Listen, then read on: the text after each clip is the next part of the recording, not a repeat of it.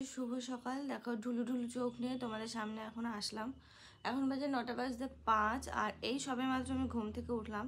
তবে না, ঘুম থেকে আমি উঠে গেছিলাম অর্পণ যখন বাজারে যায় সেই সময়।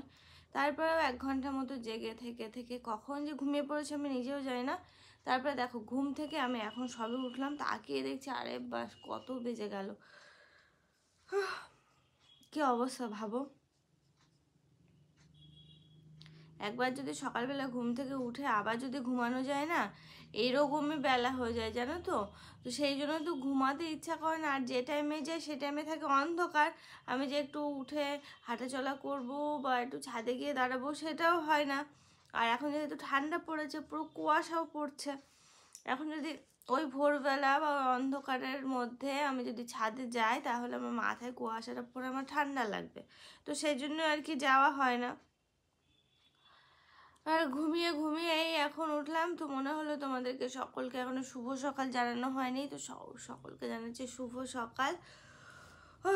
গালাগালি দিও না এত বেলা পর্যন্ত ঘুমানোর জন্য। এই বাড়িতে আজকেই এতটা বেলা হয়ে গেল। বাবার বাড়ি থাকলে তো ঘুমাই, ওর তো একদম নিশ্চিন্তে, কিন্তু এই বাড়িতে এত বেলা পর্যন্ত আমি ঘুমাই না।